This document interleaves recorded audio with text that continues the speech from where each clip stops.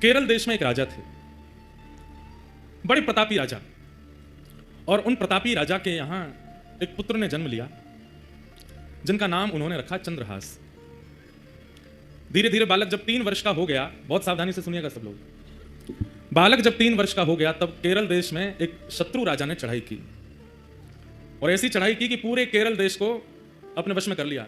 अनंत संख्या लेकर के सैनिकों की आया, पूरे केरल देश पर आक्रमण कर दिया। उस आक्रमण में राजा मारे गए, सैनिक मारे गए।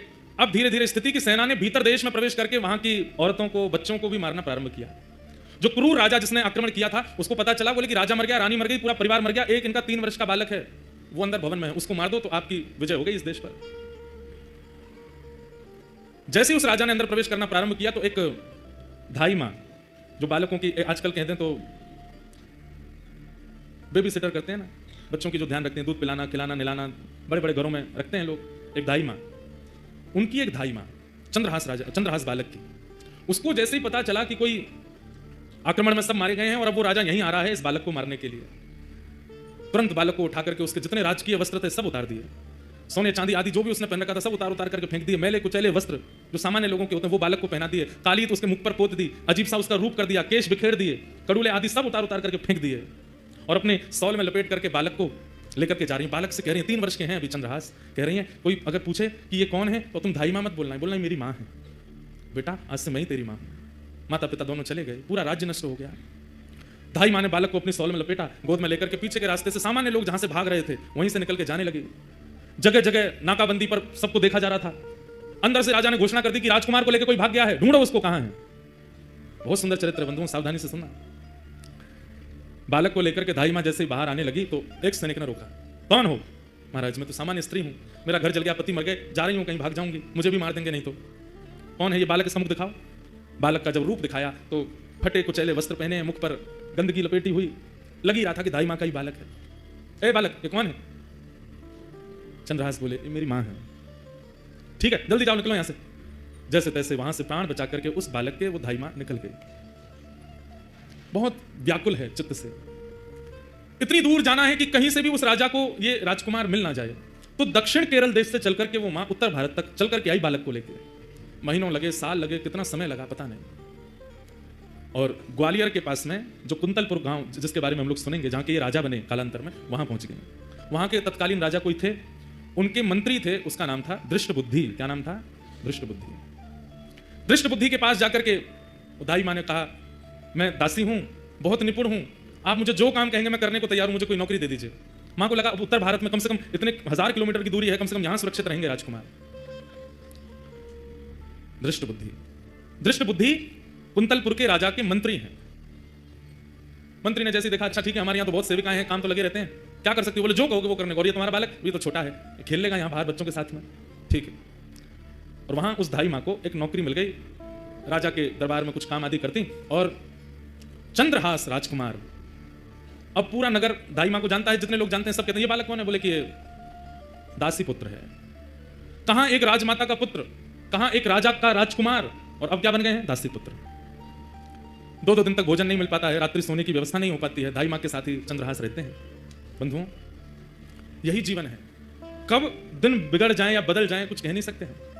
और एक बात हमेशा याद रखिएगा, दिन होना और रात होना इस बात का प्रतीक है। इस संसार में कोई भी व्यक्ति, इस सभागृह में कोई भी व्यक्ति ये नहीं कह सकता कि मैंने आज तक केवल दिन ही देखा है, रात नहीं देखी, या रात देखा है दिन नहीं देखी, सब देखा है। इसका मतलब दिन क्या है? यश। दिन क्या है? संपत्ति। दिन क्या है? प्रबलता। दिन क्या है? ऐश्वर्य। और रात्रि क्या है? सब इसका उल्टा, सबको देखना पड़ता है। और एक बात कहें आपको, बहुत फैक्ट बात है, हम सबका जीवन 10-10 वर्षों में विभाजित है। 10 वर्ष अच्छे निकलेंगे, 11वें वर्ष से फिर 10 वर्ष कुछ कठिनाइयां रहेंगी, फिर अगले 10 वर्ष ठीक निकलेंगे, फिर अगले 10 वर्ष कठिनाइयों से निकलेंगे। इसी को कहते हैं कि 10 वर्ष हम लोग सीखते हैं और 10 वर्ष उस सीखे हुए से कमाते हैं। सबके जीवन में ये नियम आता ही है। किसी किसी के प्रारंभ जीवन में ही आ जाता है, किसी के मध्य जीवन में, किसी के अंत जीवन में, पर ये 10 वर्षों का विभाजन चलता ही रहता है। राजा, केरल देश के राजा का पुत्र अब दासी पुत्र है। सूरदास जी एक पद गाते हैं। ये पद वैसे तो हमारे व्रज में गोपियां उद्धव जी से कहती हैं, क्योंकि उद्धव जी महाराज वृंदावन गए थे तो ठाकुर जी से कह के गए थे कि सुबह जा रहा हूं, शाम तक आ जाऊंगा। लेकिन उद्धव जी कितने दिन में लौट के गए? 6 महीना लग गए उद्धव जी को। तो उद्धव जी जब गोपियों को समझाने के लिए आए तो गोपियां उद्धव जी को देख करके क्या कह रही हैं? वही शब्द श्री सूरदास जी गा रहे हैं। क्या? ऊधो ऊधो जब टेढ़े दिन आवे, ऊधो जब टेढ़े दिन, ऊधो जब टेढ़े दिन आवे, ऊधो जब टेढ़े दिन आवे। इष्ट मित्र मुख हूँ नहीं बोले, इष्ट मित्र मुख हूँ नहीं बोले, इष्ट मित्र मुख हूँ नहीं बोले। सुनने लायक पद है, याद करने लायक पद है। देखत नैन चुरावे हो, देखत नैन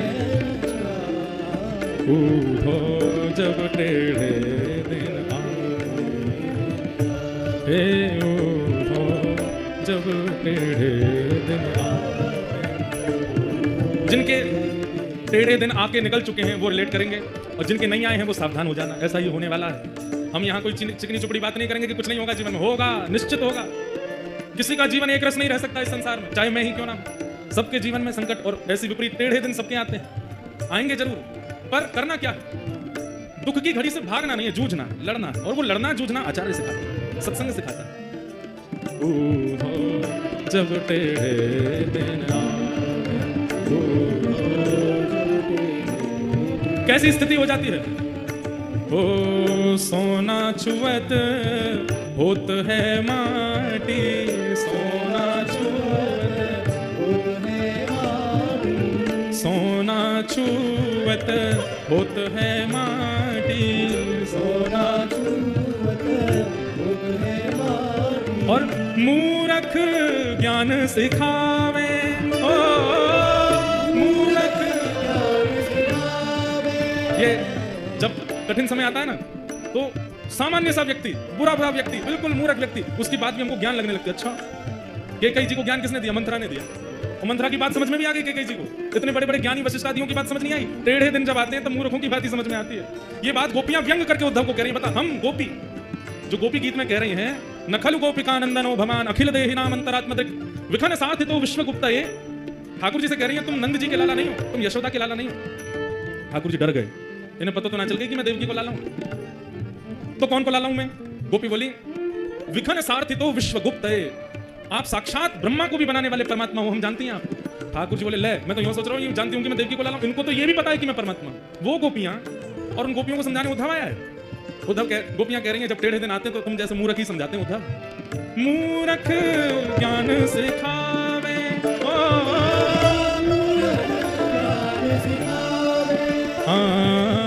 मूर्ख ज्ञान सिखावे, ऊधो जब टेढ़े दिन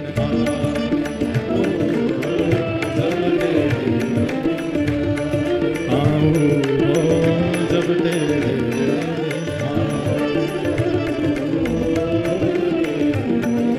और अब यहाँ पद तो हमने चंद्रहास जी की स्थिति के लिए गाया, कैसे टेढ़े दिन आए हैं कि कहाँ एक राजकुमार अब दासी पुत्र कहलाते हैं। कितनी परीक्षा है चंद्रहास की। माताजी चली गई, पिताजी चले गए, एक राजकुमार केरल देश का अब ग्वालियर के पास में एक राजा के यहाँ पे दासी का पुत्र बना बैठा है। पर इस पद में गोपियां अपनी विरह वेदना भी कह रही हैं, उधर हमारे टेढ़े दिन आए हैं, कन्हैया के भी टेढ़े दिन आए हैं। बोले काय को? तब गोपियां कहती हैं, शब्द सुन लो अपने आप पता चले क्या कह रहे हैं। टेढ़ी मेढ़ी बनी कुंवरी, टेढ़ी मेढ़ी बनी कुंवरी। किसकी बात हो रही है? उपजा।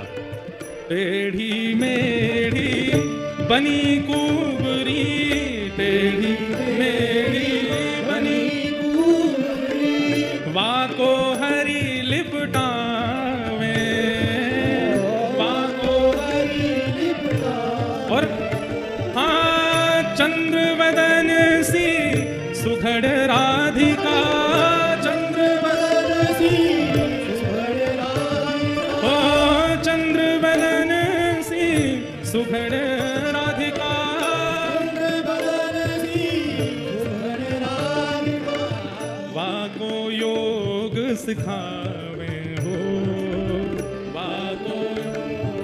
उधर वो खूब जा, हम किसी की बॉडी शेमिंग के पक्ष में नहीं है, पर यहाँ गोपियां तो कह सकती हैं। आज हम जब आ रहे थे ना लुधियाना के लिए तो बहुत मंथन हुआ, विचार हुआ। एक बार उद्धव गोपी संवाद, उसमें उद्धव जी महाराज ने 7 बातें कही हैं गोपियों से, और उन 7 बातों का उत्तर गोपियों ने दिया है। इसी पर 7 दिन चर्चा करें कभी। पहले दिन की चर्चा में केवल उद्धव जी का व्रज आगमन और 7 बातों में समझाना गोपियों को, और इनका उत्तर फिर गोपियां कैसे कैसे दे रही हैं, वो 7 दिन पूरी उसी चर्चा में। वो गोपियां कह रही हैं, टेढ़ी मेढ़ी, वो जो टेढ़ी मेढ़ी बनी कुंवरी वाको हरी लिपटा में, उसको तो अपने हृदय से लगा रहे हैं। और चंद्र वदन से सुधर राधिका, इनके लिए योग सिखाने के लिए उद्धव को भेजा है। ये टेढ़े दिन नहीं है तो क्या है? उद्धव जब टेढ़े दिन आवे। और 10 वर्ष वाली बात मेरी सिद्ध यहां हो जाएगी कि ठाकुर जी जन्मे और उसके बाद 11 वर्ष रहे ब्रज में। 11 वर्ष तो ब्रजवासियों ने कितना कमाया, प्रेम कमाया, भाव कमाया, और 11 वर्ष के बाद ठाकुर जी जो विरह दे करके गए, ये सबके जीवन में आता है। 10-10 वर्ष का फेर है। सूरदास विधना के आगे,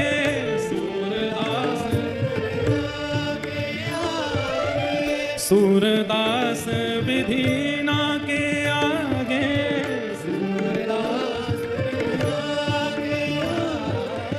काको दोष लगावे, काको दोष लगावे। हाँ अपनो अपनो भाग्य सखीरी, अपनो अपनो भाग्य सखीरी, अपनो अपनो भाग्य सखीरी, अपनो अपनो भाग्य सखीरी। छिन भरी करना पावे, छिन भरी करना पावे। उद्धो जब टेढ़े दिन आवे, उद्धो जब टेढ़े, हे उद्धो जब टेढ़े दिन आवे, उद्धो जब टेढ़े दिन आवे। अपनो अपनो भाग्य सखीरी, अपनो अपनो भाग्य सखीरी। हाँ काको दोष लगावे, काको दोष लगावे। हे उद्धो जब टेढ़े दिन आवे, उद्धो जब टेढ़े दिन आवे। हे उद्धो जब टेढ़े दिन आवे, उद्धो जब टेढ़े दिन आवे। अपनो अपनो भाग्य सखीरी, अपनो अपनो भाग्य सखीरी। काको दोष लगावे, काको दोष लगावे। सूरदास विधिना के आगे, सूरदास विधिना के आगे।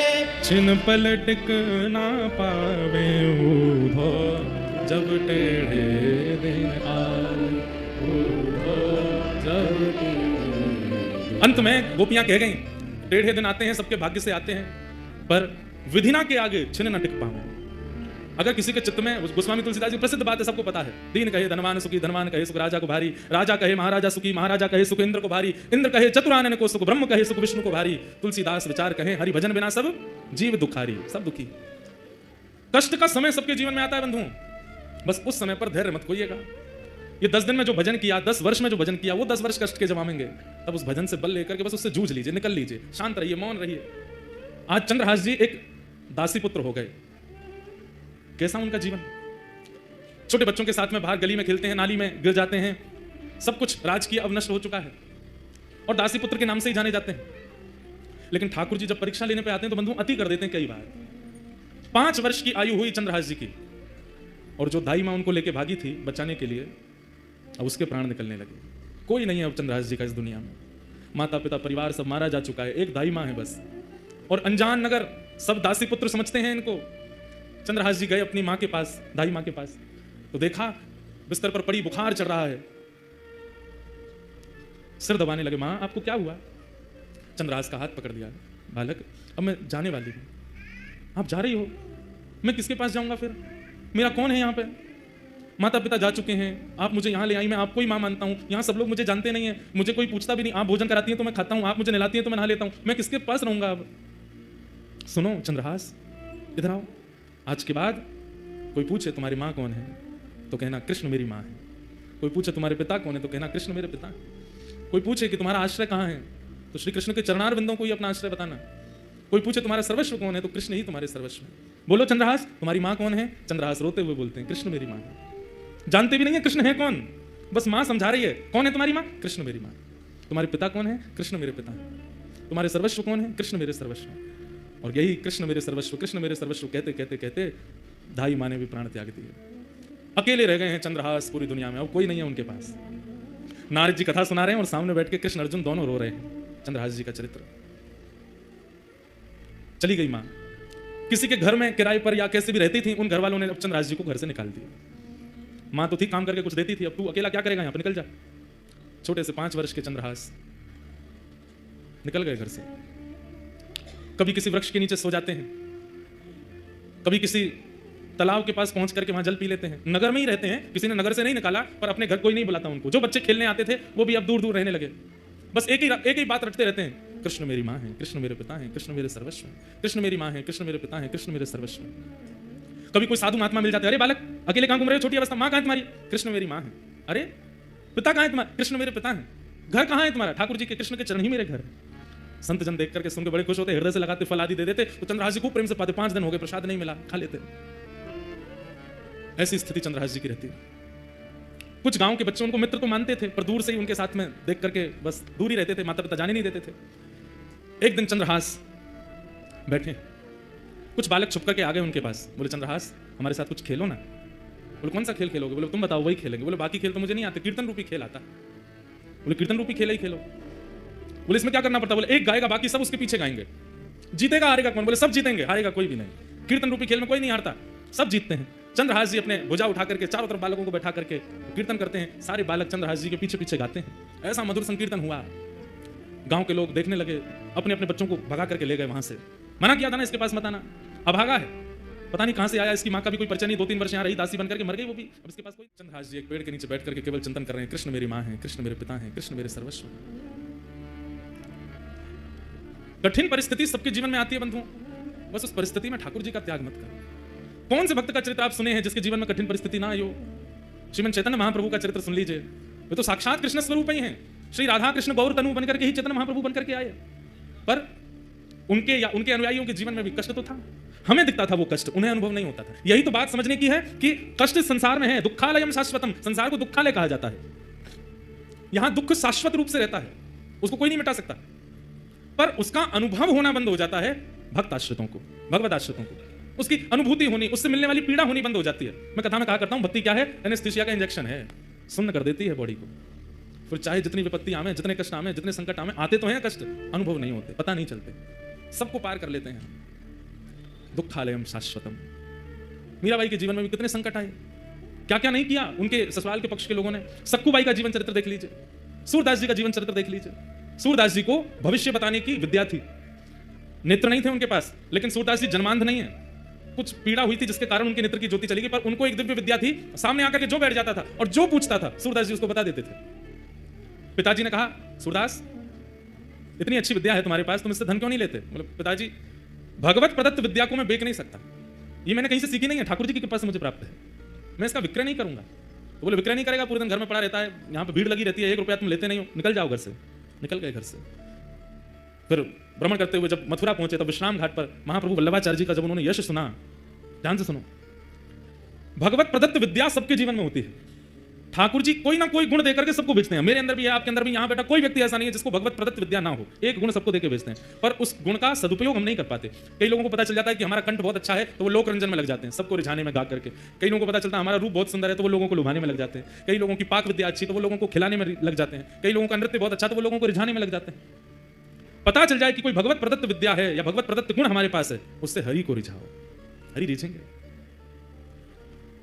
सूरदास जी महाराज को लगा कि मैं बिना नेत्रों के लोगों का भविष्य देख लेता हूं, लोगों की खोई चीज ढूंढ लेता हूं, लोगों का पास्ट पता है, फ्यूचर पता है, सब कुछ मुझे पता है बिना नेत्रों के, पर इस गुण से मैं संतुष्ट नहीं हूं। इसी भावना को चित्त में धारण करके श्रीमद वल्लभाचार्य जी के पास गए, महाप्रभु जी के चरणों में प्रणाम किया, तो महाप्रभु जी ने उन पर दृष्टि डाल करके देखा, और जैसे ही ब्रह्म संबंध हुआ, जैसे ही गुरु दीक्षा प्रदान की श्री सूरदास जी को, सूरदास जी से कहा तुमने बहुतों का भविष्य देखा है, तुम पास्ट में जा करके सबका देख लेते हो, अब मैंने तुम्हें ब्रह्म संबंध दे दिया है, अब ब्रह्म का पास्ट देखो, ठाकुर जी का जीवन चरित्र देखो।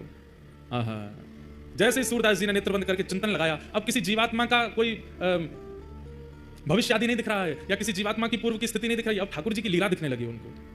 और सूरदास जी ने, तब मेरे को सूरदास जी आज इसलिए याद आ रहे हैं, सामने ही बैठे हैं, वहीं ऊपर ही बैठे हैं, और बार बार अपना तंबूरा लेके ऐसे ठाकुर जी ऐसे बैठ करके सुन रहे हैं, तो मेरी बार बार दृष्टि पड़ती है, इसलिए बार बार सूरदास जी स्मृति में आ रहे हैं, लेकिन भाव की पुष्टि हो रही है, इसलिए मैं बोल रहा हूँ।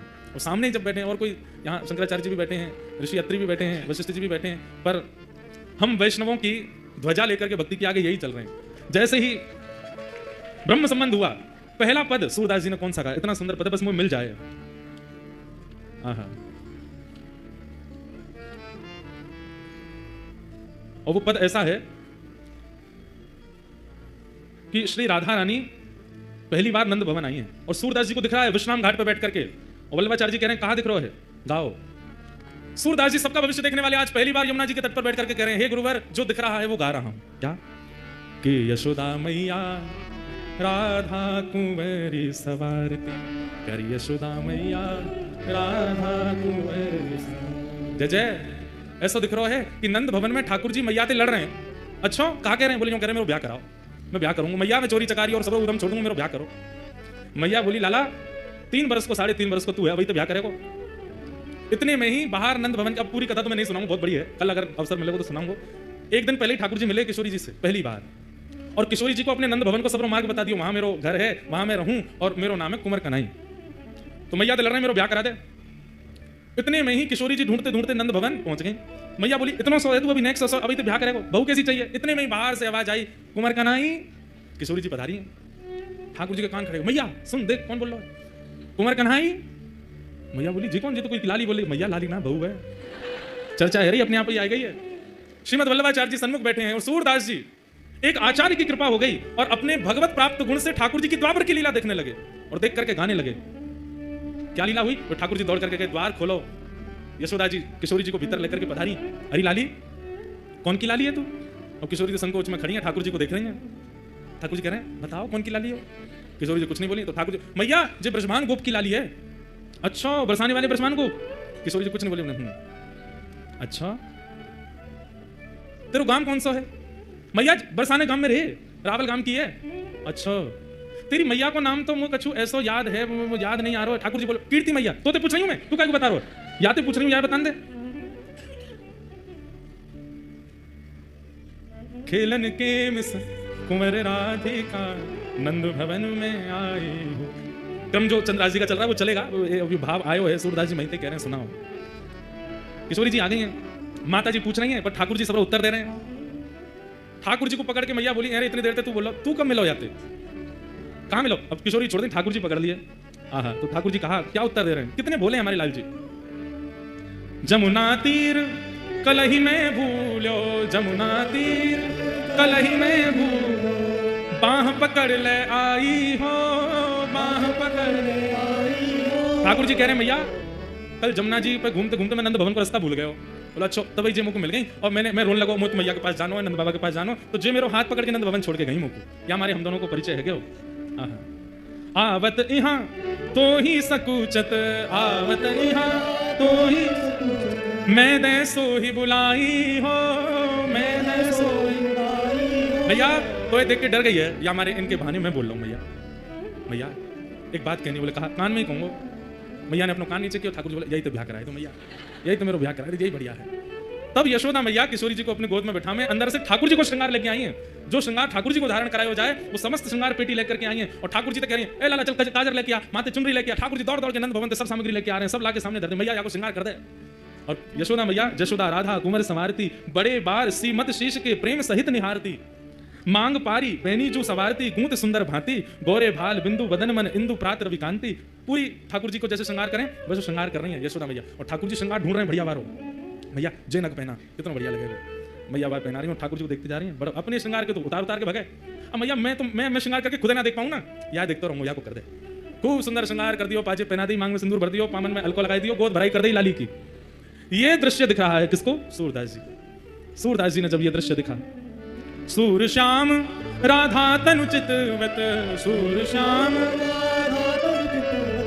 यशुमति तन मन भाई हो, यशुमति तन मन भाई हो, खेलन के मिस कुंवर राधिका नंद भवन को आई हो, खेलन के कुंवर राधिका नंद भवन। ऐसी सुंदर ये लीला दिखने लगी सूरदास जी को, और उसके बाद तो ये कलम कभी रुकी नहीं। ठाकुर जी की मधुर लीलाओं का ऐसा वर्णन फिर सूरदास जी ने किया, केवल किस भाव से? अपने भगवत प्रदत्त गुण को ठाकुर जी के चरणों में प्रदान करने मात्र से। कष्ट तो जीवन में था सूरदास जी के, पर गुरु कृपा से संपूर्ण जीवन आनंदमय हो गया, ठाकुर जी की लीला प्रकट होने लगी। चंद्रहास जी के जीवन में अब कोई नहीं है, सब छोड़ करके चले गए। मां चली गई, पिताजी चले गए, राज्य छूट गया, और अब धाई मां जिसने पाल पोस के बड़ा किया 5 वर्ष के चंद्रहास जी को, वो भी छोड़ के चली गई। सब दूर रहने लगे। चंद्रहास जी अब अपना मन कैसे लगावे? 5 वर्ष का बालक वृक्ष के नीचे बैठते हैं और वहीं बैठ करके केवल ठाकुर जी का कीर्तन करते हैं, ठाकुर जी को याद करते हैं। कृष्ण मां है, कृष्ण पिता हैं, कृष्ण ही मेरे सर्वस्व हैं। बैठे थे चंद्रहास जी, ध्यान लगा करके नेत्रों से अश्रुपात हो रहा था। तभी आकाश मार्ग से नारद जी जा रहे थे। बंधुओं, ये बात प्रमाणित है, आचार्य चरण इस बात पर प्रमाण देते हैं। आप लोग नाम जप करते हो, आप लोग नियम से सेवा करते हो, आप लोग अपने गुरु प्रदत्त प्रणाली में रहते हो, इसका परीक्षण कौन करता है? नारद जी करते हैं। नारद जी नित्य प्रत्येक वैष्णव के घर जाते हैं और उसके घर में जाके पूरी व्यवस्था देखते हैं, रसोई कैसी है, सेवा कैसी है, कितना भाव है, कितना कुभाव है, कितने विचार हैं, कितने अविचार है, सबका दर्शन नारद जी करते हैं। और नारद जी मार्क्स देते हैं एवरी डे। अभी तक नहीं मिले ठाकुर जी, या को मतलब क्या? नारद जी ने फेल ही कर रखे हैं, हम विचारों में पास नहीं है। नारद जी महाराज आकाश से देखते हुए जा रहे थे। हरिदास वर्य है नारद जी, हरिदासों में श्रेष्ठ। नारद जी ने जैसे देखा चंद्रहास बालक को, देवतुल्य हैं, तुरंत नेत्र बंद करते पूरा चंद्रहास जी का चरित्र आ गया उनके चित्त में। अरे इसके तो माताजी मर गई, पिताजी चले गए, राज्य छूट गया, सब कुछ छूट गया, अब धाई माँ भी चली गई, और अब ये बैठ के ठाकुर जी का चिंतन। ठाकुर जी को जानता नहीं है, केवल धाई माँ कह गई कृष्ण ही तुम्हारे पिता माँ है, उनके पास जाओ, उनका चिंतन कर रहा है। नारद जी प्रकट हो गए सामने। चंद्रहास जी को बढ़िया सुगंधी सी आई तो नेत्र खोल करके देखा, आहा सुंदर वीणा हाथ में लिए, देव दत्ताम इमाम वीणाम स्वरत ब्रह्म विभूषिताम मूर्छयित्वा हरिकथाम गायमानश्चराम्यहम्। नारद जी सामने खड़े हैं। चंद्रहास जी बोले, हे ऋषिवर, मैंने अनेक संत ऋषियों के दर्शन किए, पर आप जैसा तेज और आप जैसी उपस्थिति से जो मेरे चित्त में प्रसन्नता, ऐसा मुझे पहले कभी नहीं हुआ। आप कौन हो? नारद जी बोले, मैं नारद हूं। ये नारद कौन है? चंद्रहास जी को क्या पता, कथा आदि तो कभी सुनी नहीं। नारद जी बड़े प्रसन्न बोले, नारद चंद्रहास, मैं परम भक्त हूं ठाकुर जी का, ठाकुर जी मुझसे बहुत प्रेम करते हैं। कौन ठाकुर जी? बोले श्री कृष्ण। श्री कृष्ण नाम सुनते चंद्रहास जी तो व्याकुल हो गए। मेरी मां कृष्ण, मेरे पिता कृष्ण, मेरे सर्वस्व, और जो भाई मां बोल के गई वही उन्होंने मुझे भेजा है तुमसे मिलने के लिए। चंद्रहास जी रोने लगे, मेरे सब छोड़ के मुझे चले गए, धाई मां बोल के गई कृष्ण ही मेरे सर्वस्व में, वो मुझे कैसे मिलेंगे? कृपा करके मुझे बताओ ना। नारद जी महाराज बोले, मिलेंगे, जल्दी मिलेंगे।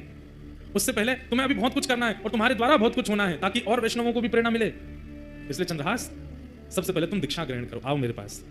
और श्री चंद्रहास जी को सामने बैठा करके श्री नारद जी महाराज ने दीक्षा प्रदान की। अब यहाँ प्रश्न उठा, कौन सा संप्रदाय?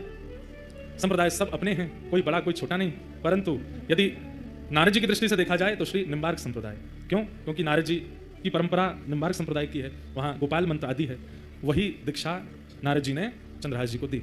गले में कंठी माला पहनाई, सिर पर तिलक लगा दिया और कान में मंत्र कह करके कहा कि अब नित्य इस मंत्र का जाप करना है चंद्रहास, ठाकुर जी तुमको मिलेंगे। और अब एक चीज और करनी है, क्या? ठाकुर सेवा।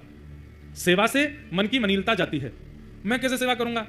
मेरे पास तो ना घर है, ना मकान है, ना आसन है, ना सिंहासन है, कुछ भी नहीं है। मैं तो खुद पेड़ के नीचे रहता हूँ, कोई आश्रय मुझे मिलता नहीं। कीर्तन गाता हूँ तो कई बार लोग कीर्तन करने के लिए घर पर बुला लेते हैं, तो भोजन प्रसाद पवा देते हैं। मैं ठाकुर जी की सेवा कैसे करूंगा? बोले तुम चिंता मत करो, तुम्हारे पास ठाकुर जी हैं। बोले मेरे पास? बोले हाँ, कहाँ है? तो तुम जो गोटियों से खेलते हो कंचा, उनको लेके आओ। तो खूब सारे कंचे इकट्ठे किए थे चंद्रहास जी, पूरे दिन अकेले क्या करें, उनसे खेलते रहते थे। उन्हीं कंचों में एक बहुत सुंदर श्याम वर्ण के वो शालिग्राम जी थे, और उनको भी रखा था। नारद जी ने ढूंढ करके कंचों के बीच में शालिग्राम जी निकाले, बोले ये हैं, ये ठाकुर जी हैं। चंद्रहास, अब इन्हीं की सेवा तुमको करनी है। ये ठाकुर जी हैं, मैं तो इनसे खेलता था। तो बोले तो क्या हो गया, पता नहीं था ना तुमको, अब हम बता रहे हैं ये ठाकुर जी हैं, शालिग्राम भगवान है। फिर शालिग्राम भगवान कौन होते हैं, कैसे होते हैं, पूरी कथा सुनाई नारद जी ने चंद्रहास जी को। ये कौन है, कैसे हैं, कहां से आए हैं, कैसे इनका प्रादुर्भाव हुआ। अभी देव उठान एकादशी, तुलसी शालिग्राम विवाह, उस दिन शालिग्राम जी का जन्मोत्सव भी है, उसी दिन शालिग्राम जी प्रकट हुए। पूरी कथा सुनाई। बोले गंडकी नाम की परम भक्ता ने भगवान की स्तुति गाई कि मैं यशोदा जी की तरह गोद में खिलाना चाहती हूँ। तो ठाकुर जी ने सतयुग त्रेता द्वापर में तो उनकी गोद में वास्तविक में खेले, पर कलयुग आते ही भगवान ने आज्ञा की कि अब देवी ये कार्य नहीं हो पाएगा। गंडकी रोने लगी, तो आपकी वाणी सफल कैसे होगी नाथ? तब ठाकुर जी बोले, तो एक काम करो, क्या तुम नदी बन जाओ और हम शालिग्राम बनकर के तुम्हारे भीतर विराजेंगे, तुम्हारी गोद में खेलते रहेंगे। और वही गंडकी नदी बन गई, शालिग्राम जी उसमें विराजते हैं। ये पूरी कथा नारद जी ने चंद्रहास जी को सुनाई। चंद्रहास जी ने शालिग्राम जी की महिमा जान करके बड़े प्रसन्न हो गए और कहा, पर गुरुदेव मैं सेवा करूं कैसे? ना मुझ पे चंदन है, ना रोली है, कुछ भी तो नहीं है, ना इत्र है, ना कोई माला है, क्या कैसे करूंगा? तब नारद जी ने कहा, बोले सबसे सरल सेवा है इनकी। बोले क्या? दिखा के खाओ, धो के पी लो। जो भी खाना है इनको दिखा के खाना है, और जो भी पीना है इनको उसमें धो करके ही पीना। उस समय चाय आदि तो कुछ होती नहीं थी, दूध था और पानी था। बोले जब दूध पियो तो इनको धो दो, जो बचे उसको पी लो, जब जल पियो तब भी इनको धो दो, पी लो, और जो भी पाओ इनको दिखा के खाओ। अब सुनिएगा कितने सरल हैं चंद्रहास जी। चंद्रहास जी बोले मुझ पर तो जेब भी नहीं है, मैं इनको कहाँ लिए घूमूं? नारद जी बोले अब तुम देख लो, अब हमने तुमको सेवा बता दी है, तुमको जैसे रुचि लगे, तुम्हारे पास जब गोटी बन के खेल सकते हैं तो जैसे तुम रखोगे वैसे रह भी लेंगे। सोई चंद्रहास जी ने शालिग्राम जी मुंह में धर लिए। बोले गुरु जी ये बढ़िया है। बोले क्या? जो भी खाऊंगा इनको दिख करके ही पेट में जाएगा, जो भी पीऊंगा धुल करके ही पेट में जाएगा। आप लोग ऐसा मत करना, कहीं आप ऐसे करो। जैसे ही मुंह में शालिग्राम जी रखे, नारद जी के नेत्र सजल हो गए। वाह भैया शालिग्राम, इस ब्रह्मांड में दो ही हुए जिन्होंने मुंह में शालिग्राम रखे, या तो गोपाल जी या चंद्रहास। या तो गोपाल जी ने मुंह में ठाकुर जी रखे। आज भी कहते हैं कि वो गोपाल शालिग्राम जी विराजमान है ब्रज में। कई लोग बोलते हैं ब्रज में विराजमान, कई बार उन पर दो दतुइयां भी गड़ी हुई हैं, ठाकुर जी काट गए उनको, दो दांत भी बने हुए हैं। नारद जी ने हृदय से लगा लिया, वारे चंद्रहास तेरी भक्ति बहुत सुंदर। छोटे से शालिग्राम जी को अपने मुंह में रखते हैं चंद्रहास जी। जो भी खाते हैं उस खाई हुई वस्तु को शालिग्राम जी देख लेते हैं, पा लेते हैं। मुंह में लेके वस्तु कहते हैं शालिग्राम देख लो क्या खा रहा हूं, पा लेते हैं। जब जल पीते हैं तो शालिग्राम जी का स्पर्श होकर चला जाता है। ऐसे चंद्रहास भक्त। नारद जी ने उनको पूरी विधि बता दी, भजन कैसे करना है, नियम कैसे करना है, जब कैसे। एक बात बंधुओं याद रखो, गुरु के वचन अटल कर मानो। अगर गुरुदेव की आज्ञा हो गई कि 4 बजे उठना है तो भले ही आपकी हिम्मत नहीं होती है, उठना शुरू कर दो। 4 बजे उठने मात्र से ठाकुर जी मिल जाएंगे। गुरु जो आज्ञा कर दें, जैसी आज्ञा कर दें, बस उस पर अटल विश्वास कर लीजिए। गुरु के वचन अटल कर मानो, साधु समागम कीजिए, मन रे कृष्ण नाम कह लीजिए। जब गुरु के वचनों के प्रति हमारा अविश्वास हो जाता है ना, ठाकुर जी भी फिर दूर हो जाते हैं। गुरु के वचन अटल कर मानो, गुरु आज्ञा पर कोई संशय मत करो, संदेह मत करो। नारद जी महाराज ने समझा दिया सब, खूब प्रेम से अपने गाल में रखते, सेवा करते। फिर नारद जी ने कुछ व्यवस्था बता दी, तो फिर मुंह में एक आध दिन ही रखे, फिर नारद जी ने आगे कुछ व्यवस्था करी, तो वैसे रखते थे। पर कथा प्रसंग ऐसे ही कि उन्होंने मुंह में दल लिए थे पहले। अब चंद्रहास जी बड़े प्रेम से सेवा में लग गए ठाकुर जी की। बंधुओं, संत कौन है? बसंत ऋतु की तरह है। ऋतुओं में सर्वश्रेष्ठ बसंत ऋतु होती है, पूरे पृथ्वी को हरा भरा कर देती है। परंतु बसंत ऋतु से पहले पतझड़ जरूर आती है। इसका मतलब क्या है?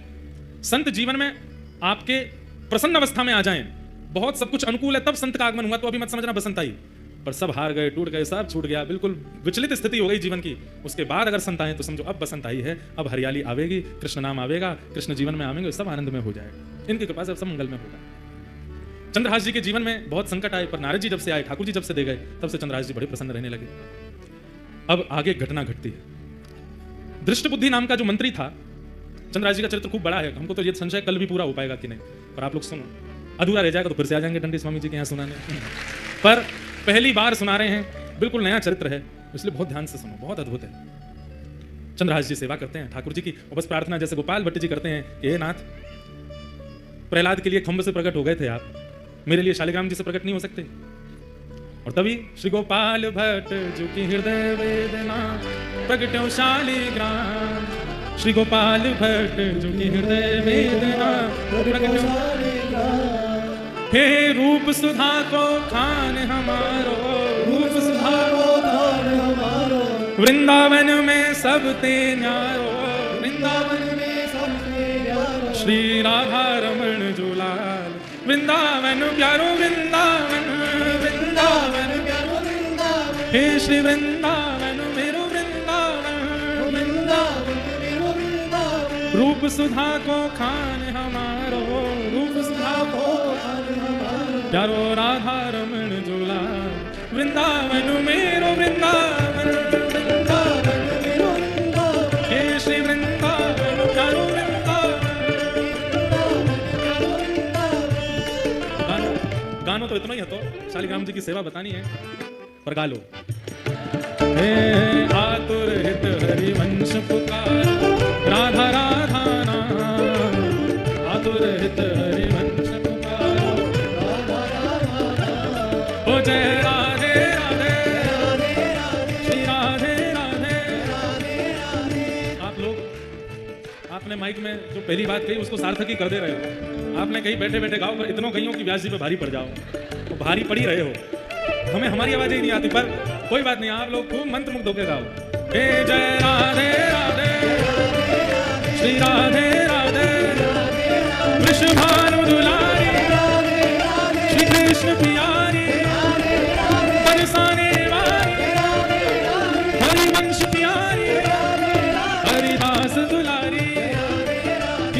सुत प्यारी आतुर हित हरिवंश पुकार राधा राधा नाम आतुर हित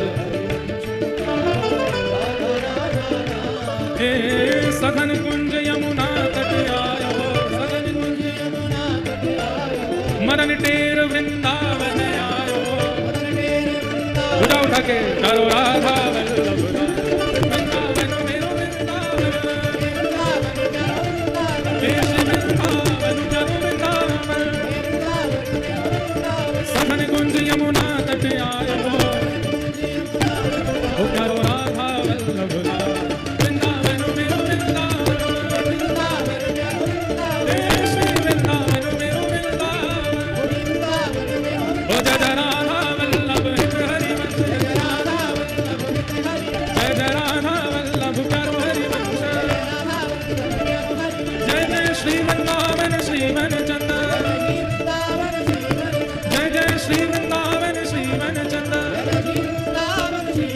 ओ मेरो राधा वल्लभ करो हरिवंश जय जय राधा वल्लभ श्री जुगल किशोर को लाड़ लड़ाया नवल कुंज ही अमां जुगल किशोर को श्री हरिराम व्यास जी जब गए तो देखा कि झूला में शालिग्राम जी विराज रहे हैं। हरिराम व्यास जी ने जाकर पद गा दिया, झूले रे झूले मेरे गंडकी नंदन।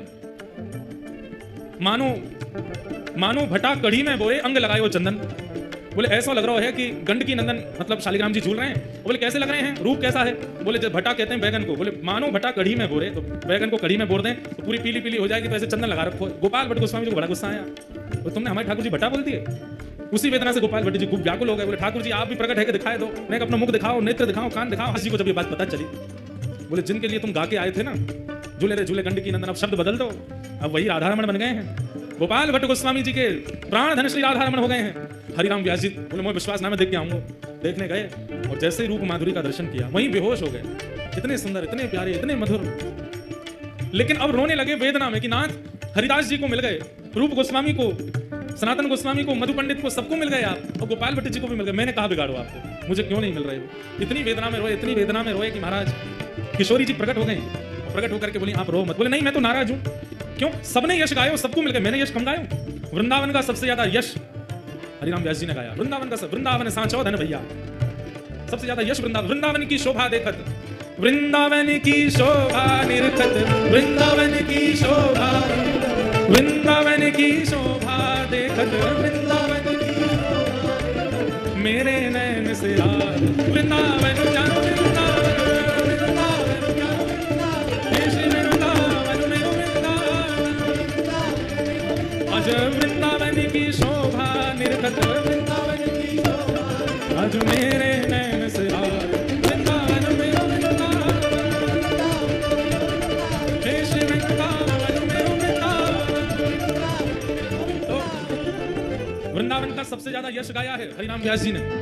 आज किशोरी जी से बोले मैंने इतना यश गाया, मुझको प्राप्त नहीं भाई आप? तो श्री जी बोली मिल जाएंगे। बोले नहीं, अब तो मुझको इन सबन से अधिक चाहिए।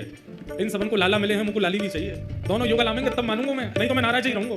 तब किशोरी जी बोली जाओ जुगल वन में जाओ, किशोर वन में जाओ, और वहां जाकर के एक वृक्ष के नीचे खोद के देखो, मिलेंगे। जैसे ही जाकर के जितना बताया किशोरी जी ने, जब वहां वृक्ष के नीचे जाकर के देखो तो महाराज प्रकट है श्री जुगल किशोर लाल। बोल जुगल किशोर लाल, युगल प्रकट भय। जुगल किशोर गुलाल लड़ायो नवल कुंज ही अमां, जुगल किशोर हे कुंजनी कुंजन की रजधारे, कुंजनी कुंजन, हे कुंजनी कुंजन की रजधारे, ओ हरिदास युगल यशदा वृंदावन मेरो वृंदावन, वृंदावन हे श्री वृंदावन मेरो वृंदावन। कुंजनी कुंजन की रजधारे, हरिदास युगल यशदा वृंदावन मेरो वृंदावन, हे श्री वृंदावन मेरो वृंदावन। एक बात विशेष है, हम चंद्रदास जी का चरित्र सुना रहे हैं जो कि द्वापर युग का चरित्र है। बीच बीच में वृंदावन आरो है, या को मतलब यहाँ बैठे वैष्णवन में वृंदावन बसो गयो है उनके चित्त में। नहीं तो ऐसा होवे ना है प्रसंग यदि कहीं को चल रहा हो तो बीच में वृंदावन की सहज स्मृति ये बार बार बन रही है। ऐसा लगा कोई बार बार बोल लो, नेक वृंदावन सुनाए दो, नेक वृंदावन को कोई भाव, नेक श्री जी को कोई यश सुनाए दो। श्री जी चित्त में विराज के बुलवाए रही हैं, तभी वृंदावन की इतनी याद आ रही है, इतना स्मरण है वो कथा में। सबको वृंदावन खींचवे वारी, राधा वल्लभ जी बाद में, राधा रमण जी बाद में, मदन मोहन जी बाद में, गोविंद देव जी बाद में, गोपीनाथ जी बाद में। सबसे पहला वृंदावन आकर्षण जिन्होंने किया है वो विशेष रूप से पंजाब के वैष्णवों का। भुवन चतुर्दश की सुंदर निधि वन करत विहार, भुवन चतुर्दश भुवन चतुर्दश की सुंदरता निधि वन करत विहार, भुवन चतुर्दश कौन हे श्यामा प्यारी कुंज बिहारी, श्यामा प्यारी कुंज बिहारी, श्यामा प्यारी बांके बिहारी, और जय जय श्री हरिदास वृंदावन मेरो वृंदावन, हे श्री वृंदावन प्रभु वृंदावन, श्यामा प्यारी कुंज बिहारी, और जय जय श्री हरिदास वृंदावन मेरो वृंदावन, हे श्री वृंदावन मेरो वृंदावन, हे श्री वृंदावन मेरो वृंदावन, जिनकी कृपा से है रस प्रगट वृंदावन अभिराम, जिनकी कृपा से ओ जिनकी कृपा से है रस प्रगट वृंदावन अभिराम, जिनकी कृपा से सप्त निधिन को ही उजियारो, सिद्ध पीठ में बुलावे वालो। देखो यहाँ तन को नहीं नचानो है, मन को नचानो है। हृदय नृत्य करे, तन नृत्य नहीं करे। जिनकी कृपा से यहाँ लुधियाना आए हैं, 2 दिन की सेवा प्राप्त भई है, जिनकी कृपा से प्राप्त भई है। हाँ सिद्ध पीठ में बुलावे वालो, सिद्ध पीठ में बुलावे वालो, हम सबको मिलवावे वालो, हम सबको मिलवावे, हे हमारो गिरधर लाल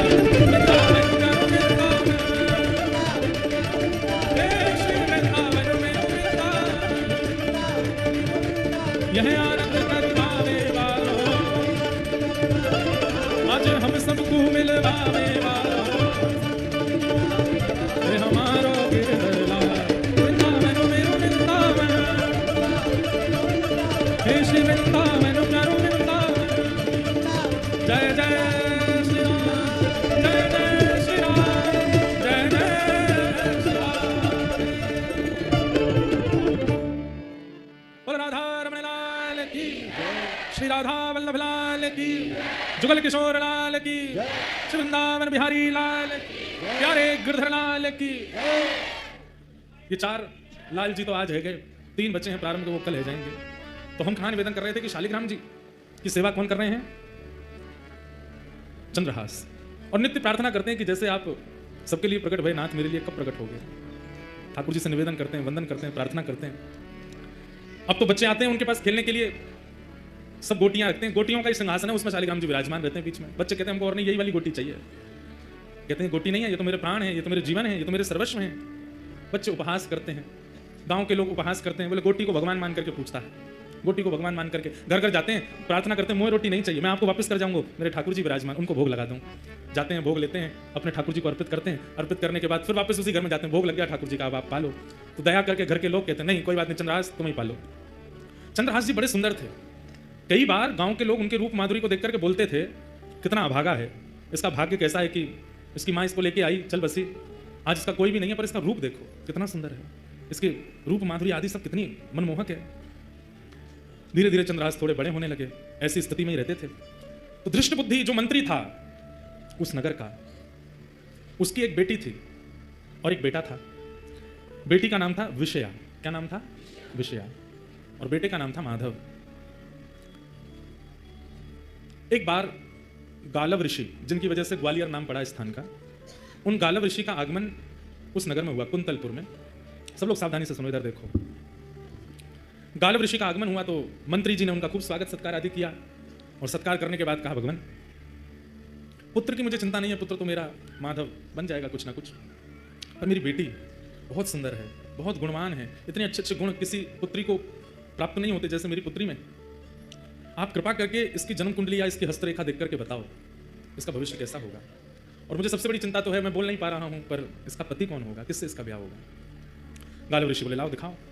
जैसे ही विषया का हाथ देखा, हाथ देख करके उसकी पूरी कुंडली आदि सब बना करके गालव ऋषि बोले दृष्टबुद्धि, तुम्हारी पुत्री को परम सुंदर पति प्राप्त होगा, बहुत सुंदर।